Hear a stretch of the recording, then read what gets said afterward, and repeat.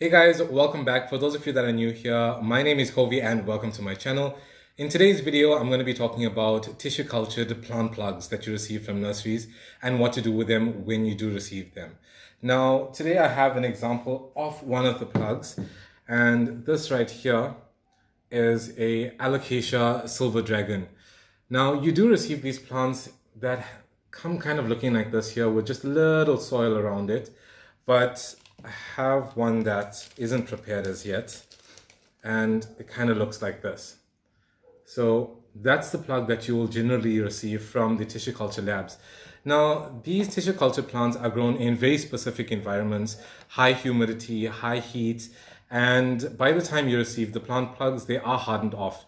And what I mean by hardened off is that they start transitioning from a more delicate state into a more stable state that you can plant it in your house. But even though it's much more stable, it doesn't mean that it's out of the woods as yet. These still do need a little bit of a good stable environment, meaning that when you do plant it up, you do need to put them in an area that has high humidity, high heat. You can't really put it in a place that is blistering cold or very dry, because then what you're going to just end up with is plant leaves that are getting dried up, tips that are getting dried up, and the plant not growing and boosting itself.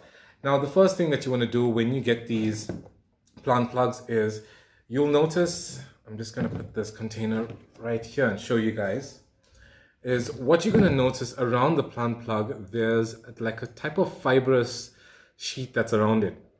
And from what if you can check right here, it's like this fibrous sheet.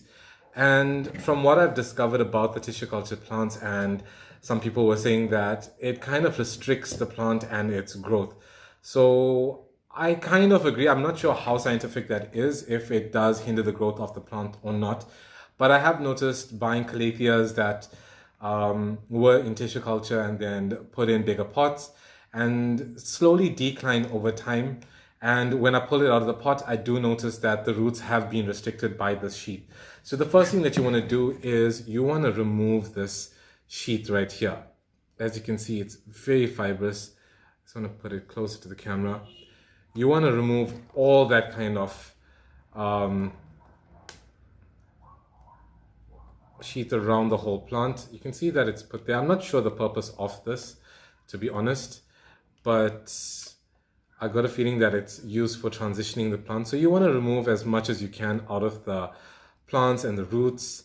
And once that is removed, then you will be okay to plant this up or pot it up into some good airy potting soil mix.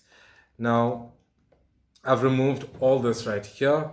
This is already prepared. I did buy a bunch of these plugs to grow out. And how stunning is this? This is the Alocasia Silver Dragon. This is really, really stunning. Now, I did buy two for myself, and I said that I'm going to put these two in a pot because I think if anyone knows me by now, they know that I love big, bushy, full plants. And I think two in a pot will actually do quite well, because I have an example of a larger specimen of an Alocasia dragon scale that has two plants in it. As you can see, this is just amazing. Now, this does have two plants in it, as you can see right there. It does keep on sending out these kind of runners. I'm not sure what to do with those there. They end up drying up a lot of the time. And I pulled out one today and I just put it into some sphagnum moss, and I just want to see what happens if it does sprout up or shoot up a new plant, or maybe not, I don't know, but we'll see in time. I'll give you guys updates on that there. But this is an example of a large Alocasia dragon scale. This plant right here, I tell you, when I got it, it was kind of almost dead. All the leaves, it was a tiny plant, it was rotting off, the leaves were all turning yellow and mush, and I just put it into my aerial potting soil mix recipe and just left it alone by a bright spot that received a few hours of direct sunlight, and then voila, within a year's time, because I did get this plant about a year back, and it was tiny when I got it.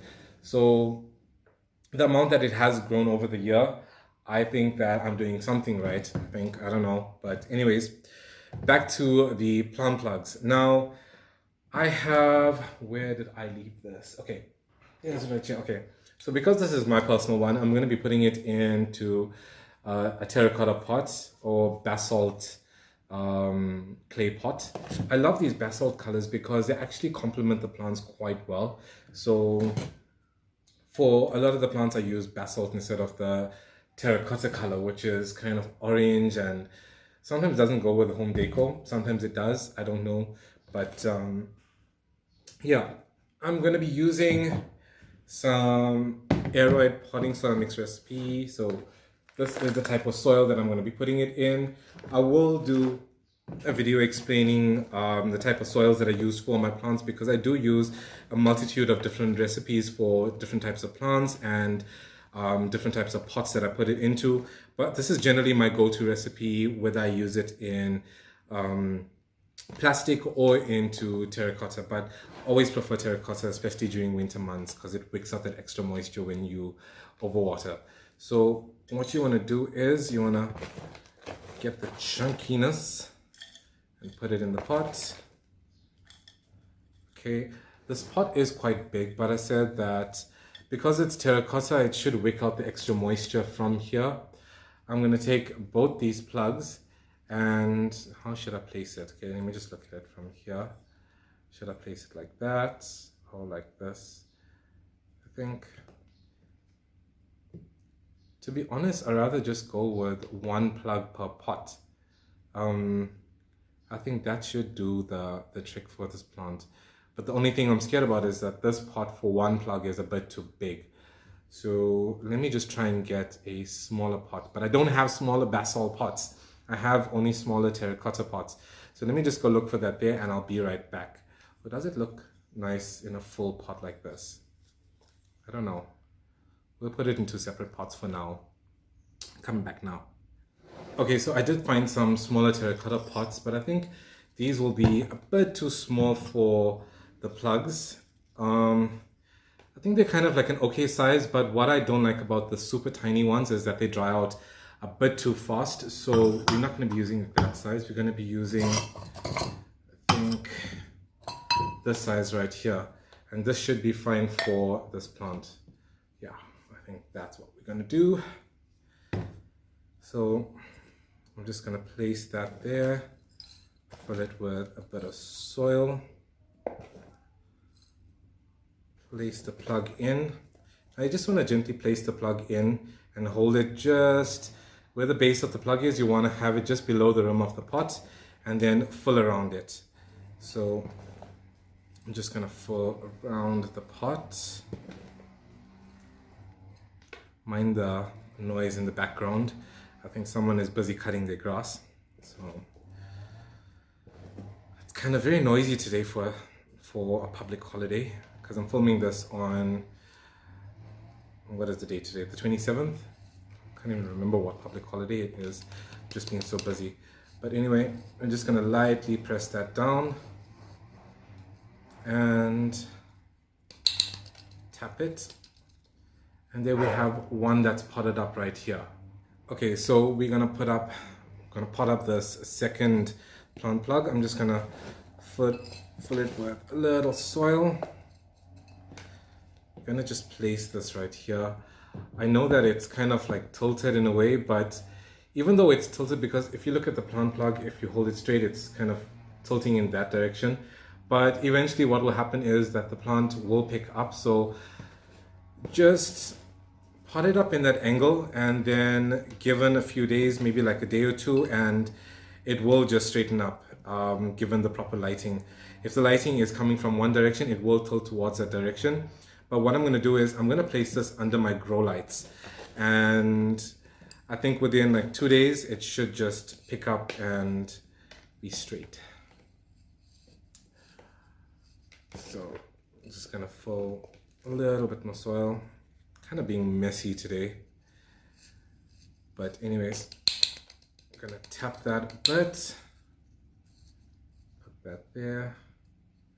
Oh, there's like a big chunk that we're gonna take out, and just fill a little more.